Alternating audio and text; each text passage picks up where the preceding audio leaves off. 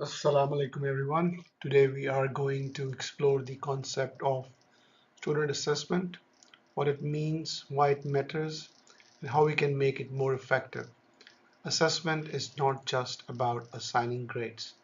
It's about measuring learning and using that information to enhance both teaching and student outcomes.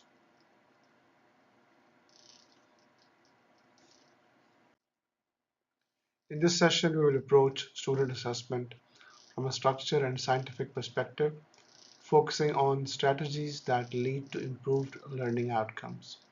Here you can see a picture that shows a doctor's negligence takes life of a newborn at a private hospital.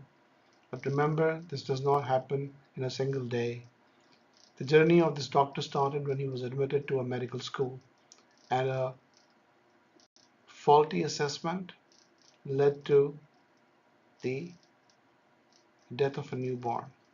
So if assessment is not effective, the results are disastrous.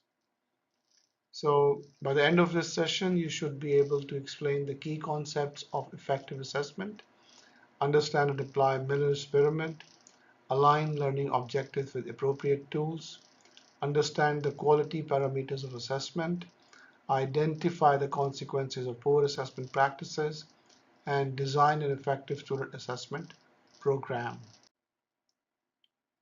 So assessment is a systematic process to measure student learning. It helps us to evaluate the effectiveness of teaching, understand student performance, and ensure that the intended content has been successfully delivered and understood. It connects inputs, what we teach, with outputs, how well students learn and perform. So effective assessment is not a standalone task. It's an integral part of the teaching learning cycle. It provides insights into what works and what doesn't, guiding both instructors and learners. It is the engine which drives student learning.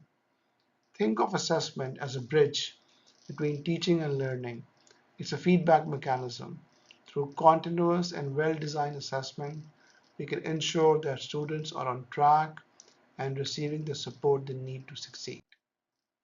Miller's pyramid is a useful framework to understand different levels of clinical competence. At the base is knows, assessing factual knowledge. Next is knows how, assessing the application of knowledge. Then comes shows how, assessing demonstration of skills in a controlled setting. And at the top is does, assessing actual performance in real life settings. We match assessment tools to the level of Miller's pyramid. For example, MCQs assesses knows and knows how, OSCEs assess shows how, and workplace-based assessment such as mini CX or 360-degree evaluation assess the does level. This alignment is crucial for meaningful assessment. And here you can see that in this diagram, all the different assessment tools are aligned with different levels of Miller's pyramid. Consider your curriculum and assessment strategy. Are you assessing at all levels of pyramid, or are you stuck at the knowledge level? You need to go beyond just testing facts. And in the modified Miller's pyramid, you can think that the top level is the identity, which consistently demonstrates the attitude, values, and behaviors expected of one who has come to think, act, and feel like a physician. So, selecting the right tools for assessment. It is based on what you want your students to achieve. Align the learning objectives, level of competence, and context with your tool selection for maximum effectiveness. So here you can see again that the Miller's pyramid tells us that the competency development from a novice to expert and how is it assessed. Now in this next section we'll be discussing the quality parameters for effective student assessment. According to Vander Wieleuten's formula, the utility of an assessment is a product of 5 factors: reliability, validity, educational impact, cost, and acceptability. All these factors must be balanced.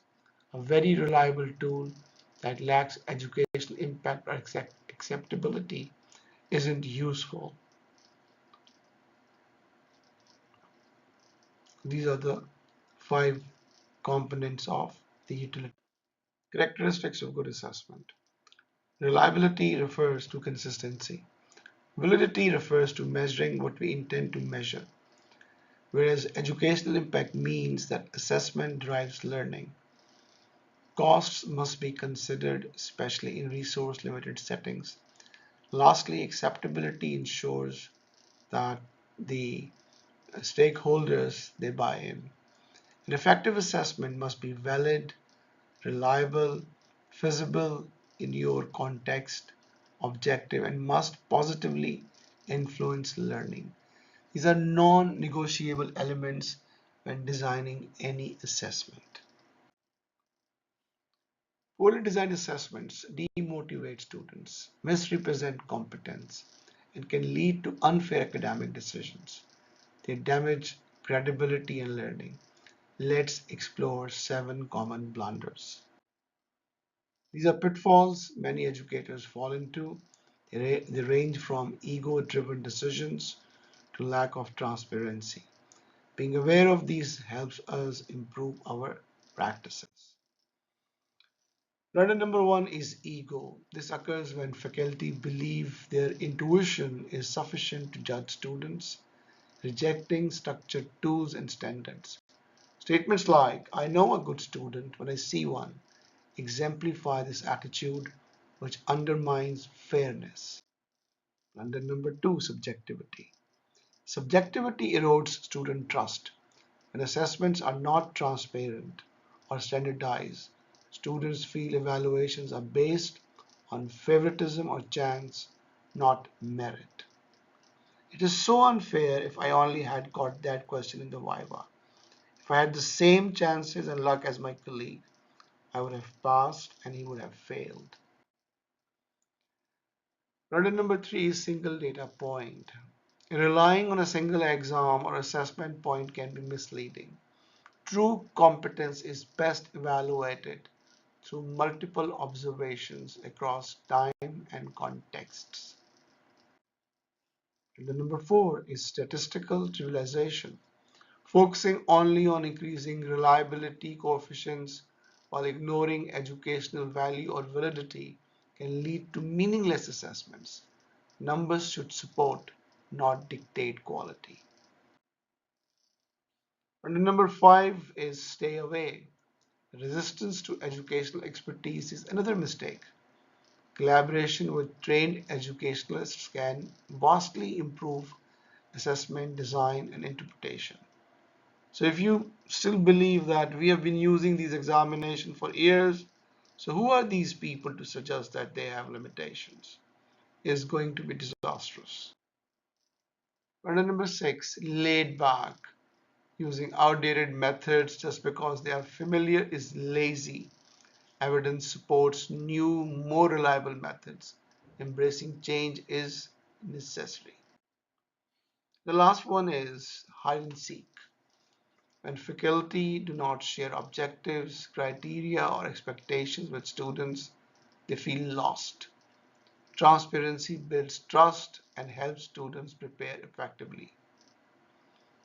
So it is very important to understand that we know about these blunders and we are able to assess the student effectively. This is our guiding principle.